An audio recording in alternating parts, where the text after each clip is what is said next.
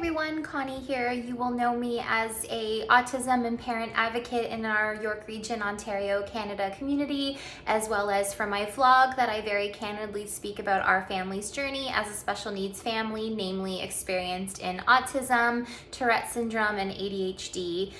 If you are new to my page and channel, feel free to check out my other videos where I talk about our family's journey, sort of some information on local resources that are available in our community, as well as our personal experience with things like medication. And I also have tutorials on things like how to use social stories. And I also provide links to my personal resources that I've created, such as visual schedules, letter templates, etc. So welcome. Today's video is sort of in response to families who are in crisis.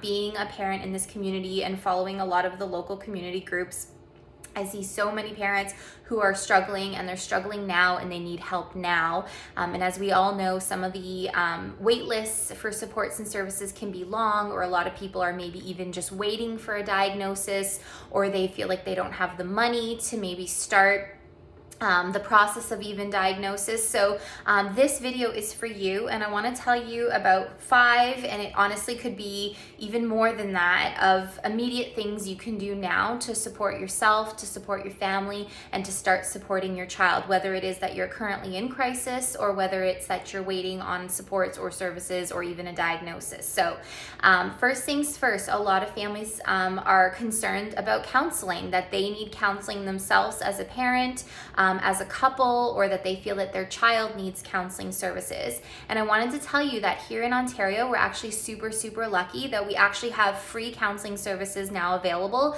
through a program called Mind Beacon. If you're not familiar with it, check out their website. You can register to get a free counselor assigned to you, and that is a great way to go get some initial support for your family as you start to navigate services. So check out Mind Beacon.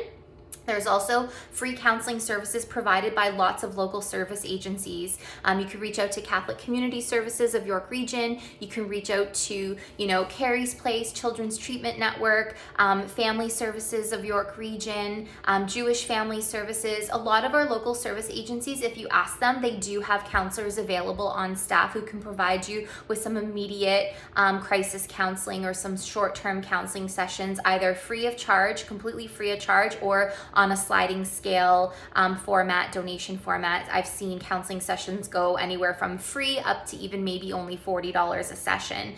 So definitely tap into some counseling services to help get you on the right track and get started.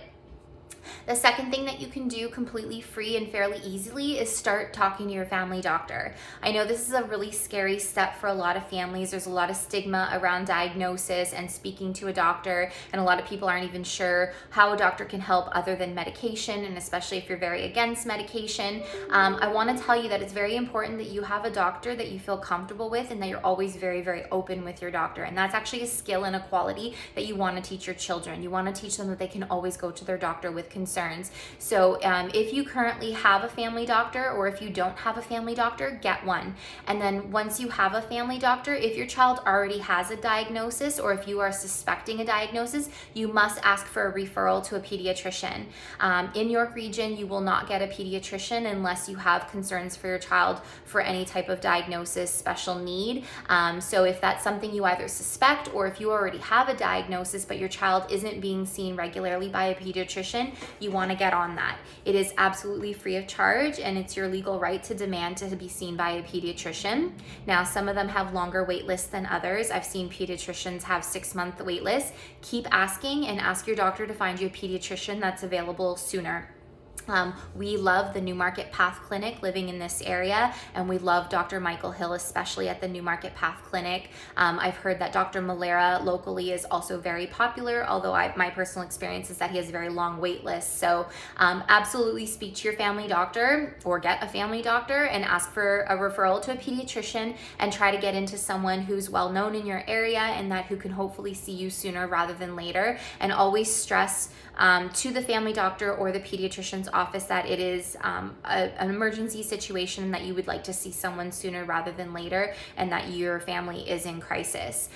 Worst case scenario, absolute worst case scenario, your family is in immediate crisis.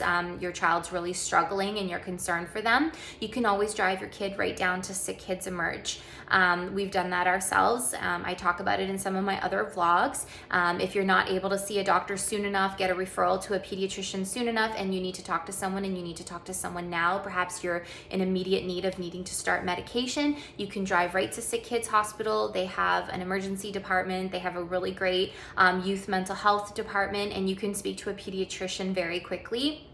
As well as get tapped in with their social workers to start getting services immediately as a family who's in crisis. So absolutely tap into our doctors. We're lucky we live in Canada and that we have free medical services that way. The other thing that I want to talk about, and I mean, this is number 3 on my list, but in many respects it should be number 1. Educate yourself as a parent. If you follow my vlogs, you'll know that I'm very, very big on parent education. There are tons of services, agencies out there who offer free workshops and seminars on different types of diagnoses and mental illness in children, as well as common problems that we face as a special needs parent. And those workshops are often free, readily available. A lot of them are even being offered online now, evenings, weekends. The only way you're going to be able to help your child is if you understand what your child is going through, and that you start realizing that a lot of the behaviors they're going through are a direct result of their underlying condition or diagnosis. So, agencies like Carrie's Place Autism Services, their Intro to ASD workshop, those are an amazing spot to start, because once you start to understand your child and what you're dealing with, that will help you be able to respond appropriately to a lot of the issues that you're likely having. So absolutely educate yourself as a parent. There are tons of Facebook groups out there, social media groups, service agencies that have groups and free workshops that you can already start to educate yourself so that you're better prepared for more moving forward in your journey to diagnosis, or even continuing your journey after diagnosis. So educate yourself. Also, it's completely free of charge for you to speak to your school. Start building a relationship now with your school principal, with your core resource team, with your classroom teacher. Be open with your school at all times if your child is on medication or if you're struggling at home as a family. Being open with your classroom teacher, with your principal and your core team, there's oftentimes a lot of things that they can do to help you in the interim, even if you're just slowly starting to see if your child needs a diagnosis or if you're waiting to have a psychoeducational assessment done. A lot of schools and school boards can put temporary IEPs in place and temporary accommodations to help children and families who are, sort of starting the journey. It's never a good idea to lie to your school, to lie to your teacher about the fact that your child is on medication or has recently had a medication change. You should always be open with your schools, and that's free to do. And in my experience, actually, most schools are very open and willing to help in any way that they can. Especially if you're educating yourself as a parent and you're showing the school that you are trying to get help for your child. They may not be able to give you, for example, a full-time EA for your child who is, currently waiting on a diagnosis. However, they can maybe put a temporary IEP in place to start giving some practical assistance for maybe things like testing. Maybe they can offer a little bit of EA help to provide some sensory breaks, etc. And your actual school might be able to refer you as well to some local resources. I know that we've been able to take tons of free social skills programs, for example, through the York Catholic District School Board, all as a result of me building a relationship with my kids' core resource teachers and head of core resource, and they send me emails all the time of upcoming things that you would otherwise not know about unless you were open with your school and about some of the challenges that you're happening. So definitely be open with your school and all the different teachers that are involved with that. Last but not least for this vlog, although like I said, there's tons of things you can do, is you can start joining some peer support groups, and you can get yourself a parent mentor. Now, most of the local service agencies have some type of mentorship program or family peer support program. I myself am a parent mentor with the Children's Treatment Network through a Matching Mothers program. So if you're looking to connect with a mother such as myself, or if you want to, have a in-person meeting or a phone conversation, a lot of them are even happening online virtually. I've seen them on evenings and weekends. I've seen local coffee meetups.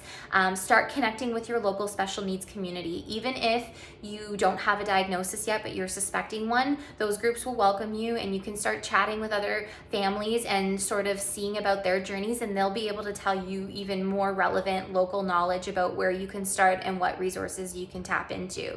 So there you have it, guys. Those are 5 free ways that you can sort of start your journey and get some immediate help and support for your family. It's never a good idea to sit back and wait.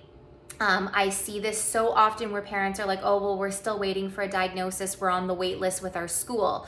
Don't wait on your school to provide a diagnosis for you. They only do that for a handful of kids per year, and those are usually prioritized to children who really need it most and families who really need it most. If you need a diagnosis, if you need an assessment done, if it means you have to do it privately, or if it means you have benefits at work that maybe you could use the benefits, or some families have to scrounge up the $2,500 to get the assessment done privately, reach out to your service agency, see if they have any programs for getting an immediate assessment. Go to your doctor, go to your pediatrician. They will be able to help you provide an assessment. Sitting back and waiting for help and support is never a good idea. These are some practical suggestions on how you guys can get started at home with your journey. Feel free to reach out to me if you have any other questions, and feel free to check out all the other vlogs I've created on this topic. Thanks, guys.